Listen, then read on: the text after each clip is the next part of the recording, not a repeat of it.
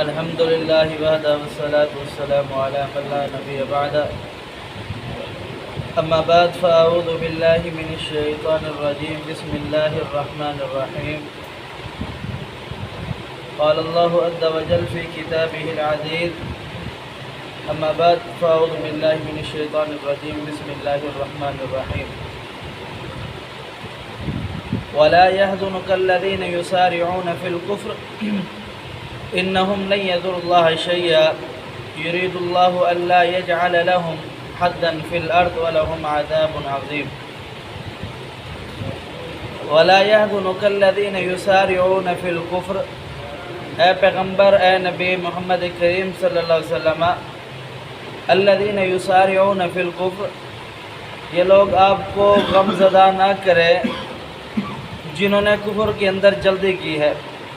انہم لن یضروا اللہ شیئا، اللہ رب العالمین کے ہاں ان کے لیے کچھ بھی نہیں ہے، ذرہ برابر بھی کوئی چیز نہیں. یرید اللہ الا یجعل لهم حدا فی الآخرہ، اللہ رب العالمین چاہتا ہے کہ اللہ ان کے پاس آخرت کے لیے کوئی چیز باقی نہ بچے. وَلَهُمْ عَذَابٌ عَظِيمٌ، اور ان کے لیے دردناک عذاب ہے.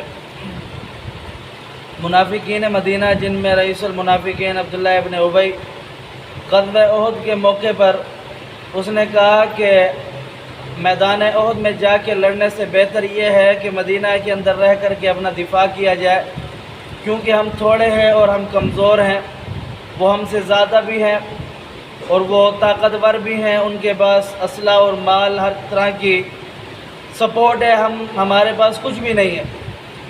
یہاں عبداللہ ابن ابی کی رائے تھی اور وہاں اللہ رب العالمین کا حکم تھا.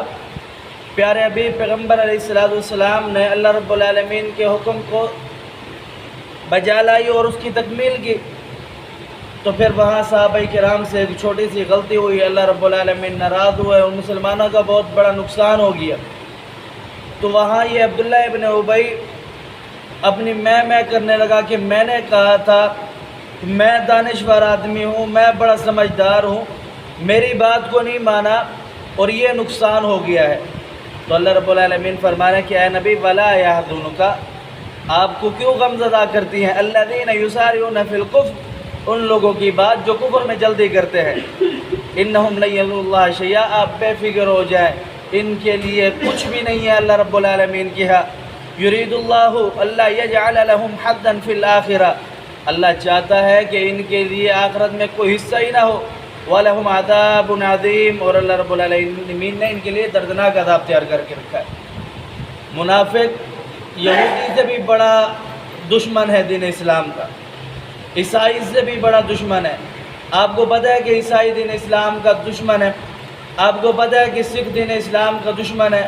کافر کسی بھی مذہب اور کسی بھی فرقے کے ساتھ تعلق رکھنے والا ہو، آپ کو پتہ ہے کہ یہ دین اسلام کا دشمن ہے. لیکن منافق آپ کو پتہ ہی نہیں ہے کہ دین اسلام کا دشمن ہے، لیکن وہ دین اسلام کا ان سے زیادہ دشمن ہے. وہ آپ کی ہر ایک چیز کو جانتا بھی ہے اور پھر اس پر کڑتا بھی ہے اور جلتا بھی ہے. تو اللہ رب العالمین فرماتے ہیں کہ اے مومنو، اپنے جو تمہارے راز ہے ان کو ان لوگوں کے سامنے ظاہر نہ کرو. یہی وجہ تھی کہ منافقین جو تھے ان کے بارے میں رسول اللہ صلی اللہ علیہ وسلم کو اللہ رب العالمین نے خبر دی تھی، بتایا تھا. جناب حذیفہ بن یمان رضی اللہ تعالیٰ عنہ کے بارے میں آتے ہیں. پیارے حبیب پیغمبر علیہ السلام فرماتے ہیں کہ ہر صحابی کا ایک حواری ہوتا ہے، ہر صحابی کا ایک رازدار ہوتا ہے. میرا رازدار حذیفہ بن یمان رضی اللہ تعالیٰ عنہ. اور جناب عمر بن خطاب رضی اللہ تعالیٰ عنہ حضرت حذیفہ سے پوچھتے تھے کہ حذیفہ، رسول اللہ صلی اللہ علیہ وسلم نے حضرت حذیفہ کو منافقین کے نام بتائے تھے، اور حضرت حذیفہ سے حضرت عمر بن خطاب پوچھ رہے کہ حذیفہ میرا نام اس میں تو نہیں ہے، حذیفہ میرا نام اس میں سے تو نہیں ہے. جناب حذیفہ رضی اللہ تعالیٰ عنہ خاموش رہے، حتیٰ کہ انہوں نے یہ کہہ دیا کہ آپ کا نام اس میں سے نہیں ہے. اور یہ انہوں نے نہیں بتلایا کہ میں جو حضور نے کس کس کا نام بتلایا تھا، کیونکہ رازدار حضور تھے حذیفہ ابن یمان رضی اللہ تعالیٰ عنہ. یہاں تک کہ منافقین نے دین اسلام کو بہت بڑا نقصان پہنچایا. مدینہ کے قریب ایک مسجد بنائی، جناب عبد الرحمن بن عوف رضی اللہ تعالیٰ عنہ کا بھائی اس کا امام تھا.